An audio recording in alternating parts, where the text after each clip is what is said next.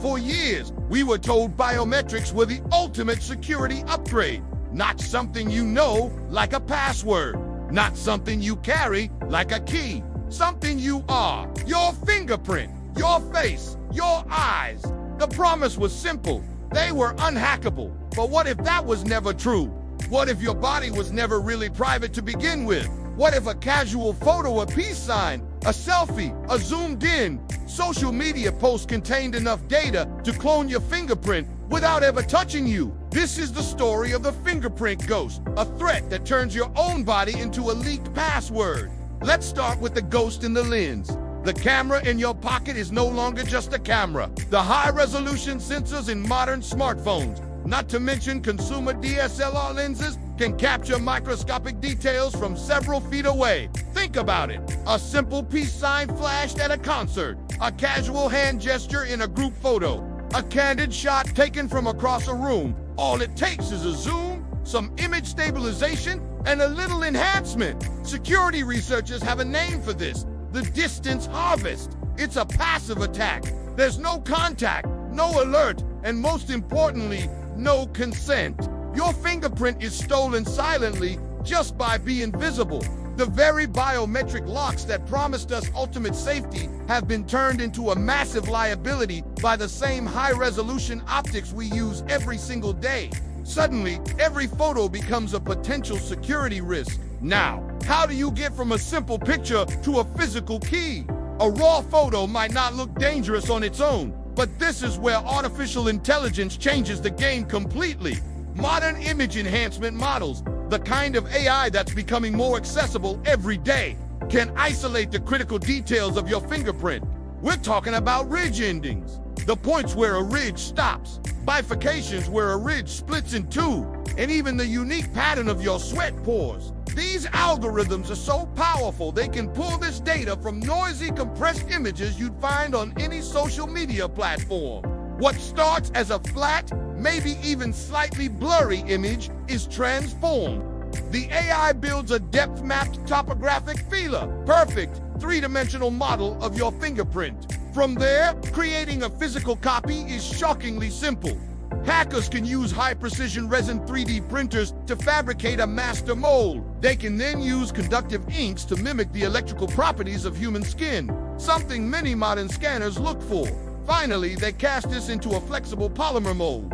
And just like that, pixels become physics. Your unique biological identifier leaves the digital world and becomes a tangible, physical object. A synthetic clone of your finger is born, ready to be used. This isn't science fiction.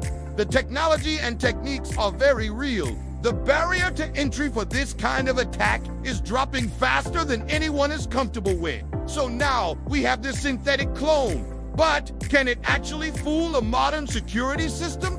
You might think that today's advanced scanners would be able to tell the difference between a real finger and a fake one. After all, they have something called liveness detection, which is supposed to prevent this exact scenario. But the result isn't a crude, obvious copy. It's a biometric sleeve-thin, flexible overlay engineered to mimic not just the shape, but also the texture, electrical conductivity, and even the pressure response of a real finger. Researchers and white-hat hackers have tested these synthetic clones against the very latest biometric scanners. We're talking about the optical sensors found on many devices, the advanced ultrasonic readers embedded under the screens of flagship smartphones, and even the hybrid systems used in high-security environments. And here's the terrifying part. They pass. They fool the scanners. Why? Because most liveness detection systems were designed to stop simple 2D images or unsophisticated fakes. They were undesigned to combat a high-fidelity physical replica that was literally grown from your own biometric data. As far as the lock is concerned, it isn't being fooled. It just sees you. The system grants access, and the attacker isn't bridged. This brings us to the core of the problem, the vulnerability of the permanent. If your password gets leaked, you can change it. If your security key is stolen, you can revoke its access. But what about your biometrics? Once your fingerprint is compromised, it's compromised forever. You can't reset your fingerprint. You can't get a new iris pattern. This permanence has created a brand new and very dangerous underground economy. On dark web marketplaces, you can now find high-resolution biometric identity packs for sale. There are entire datasets of executive and celebrity fingerprints, collected and curated for future exploits. These aren't just for immediate break-ins. They're designed for long-term access, to be used years from now when the target is even more valuable. And fingerprints are just the beginning. The same principles of distance harvesting and AI-driven reconstruction are already being applied to other biometrics. We're seeing active research and exploits targeting iris reconstruction from high resolution, eye photos, facial depth modeling that can defeat even the most advanced 3D face unlock systems, and even more obscure biometrics like ear shape and gait patterns. The unique way you walk. The cybersecurity arms race has shifted its focus.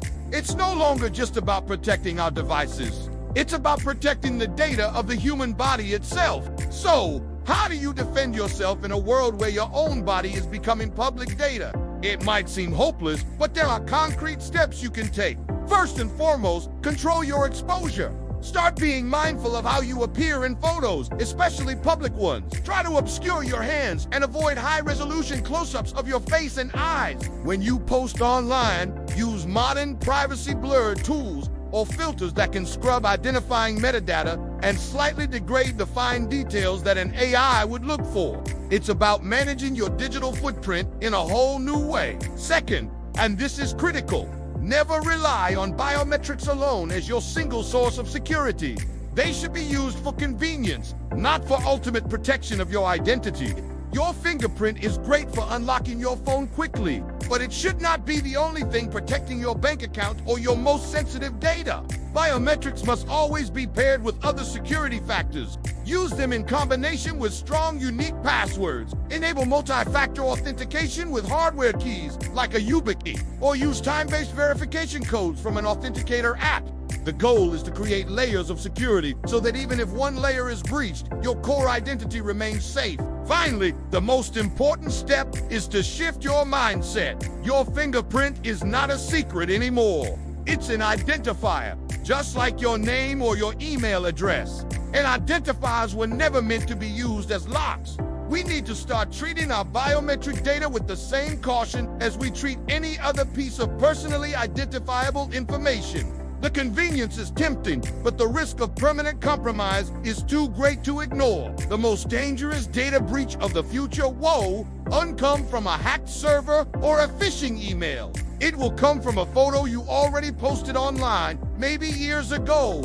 Your body is no longer definitive proof of your identity. It's just another data set waiting to be collected, copied, and exploited. The threat is real, and it's evolving. Thanks for watching. If you want to stay ahead of the curve on the cyber threats that are shaping our future, make sure to subscribe, because the next attack won't need a password to get in. Stay safe out there.